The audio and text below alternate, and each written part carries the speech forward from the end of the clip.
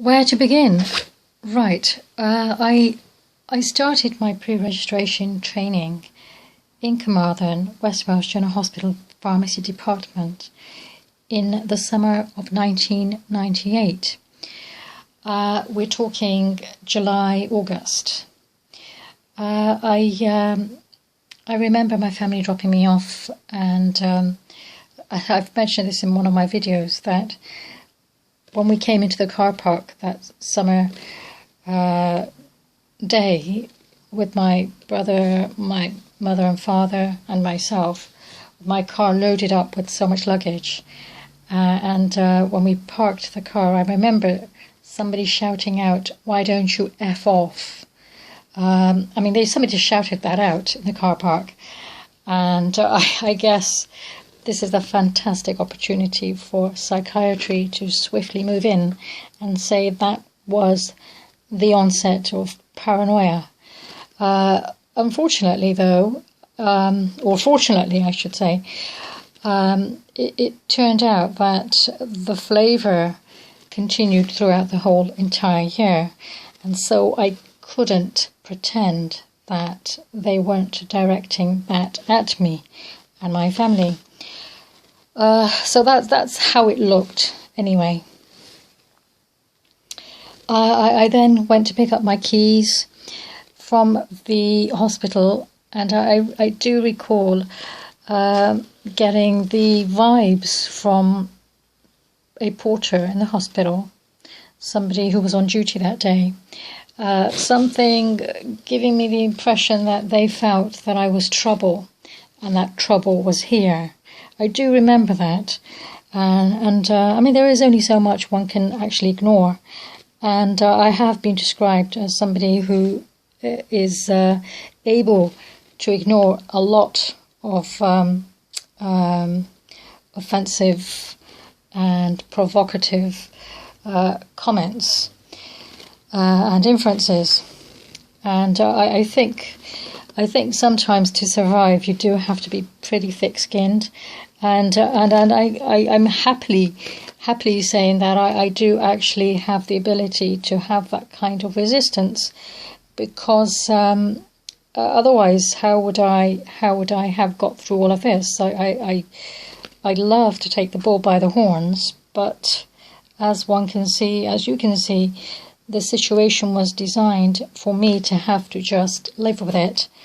And any observer who thought that I was a chicken should have been good enough to step in and be my defence. Because I hope you can see the situation is such that my even telling yourselves now that somebody told us to F off in the car park can be interpreted as taking something too personal, being highly sensitive, being paranoid, and it kind of doesn't allow one to really get to the bottom of what the actual problem is, and it would take a third party to intervene, and so far all the chickens haven't done this, and myself and my poor friend in London have been at the receiving end of lots of chickens.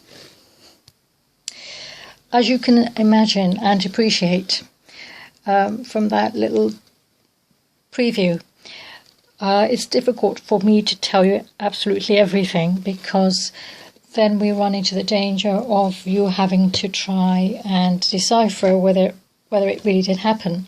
So I will try and convey those situations and those comments which are more descriptive and definite, so there's something concrete there that you can actually hold on to and sort of process in your minds, rather than something that's extremely abstract and very subjective. I made mention of my pediatric tutor, who was assigned to myself as a lady who would oversee my training year and take responsibility for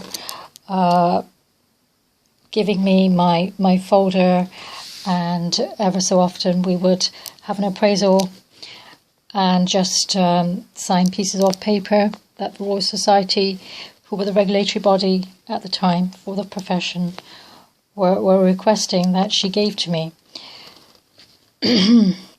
So that's how my training began.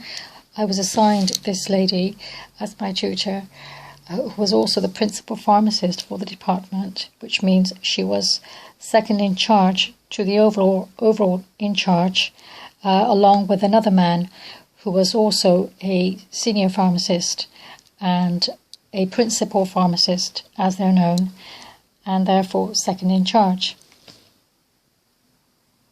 The overall head was a man to whom I had to write a complaint later on in my training year, because between themselves, the senior staff in that department weren't able to put a little timetable together for myself, which was one of my major grievances whilst I was there.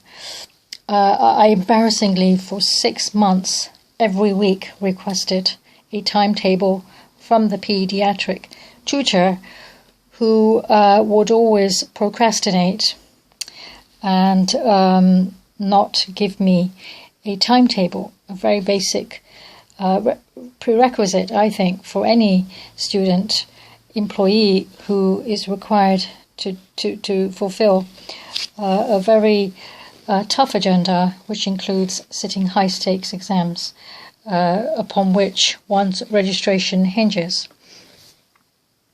So this very basic prerequisite wasn't granted, and I had to actually complain in writing later on.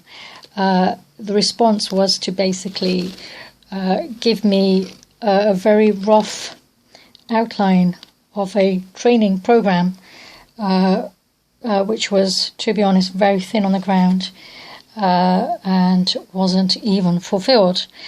I was also given a letter by the paediatric tutor letting me know that she might not be able to fulfill the timetable that was finally put together somehow. And that's what happened. Things were cancelled, and I was kind of back to square one. The only additional training that I could get, on top of the very bare minimum that I was receiving, was really not what you would classify as standardized training for a pre-registration student who was hoping to register as a pharmacist.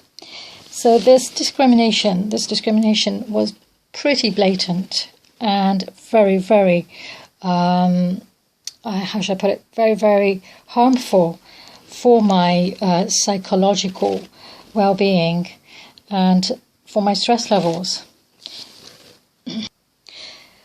Yes, another not so fantastic thing that took place very early on was an incident within my first few days or first 2-3 weeks, when I was upstairs in my room, which was actually very close to the staircase.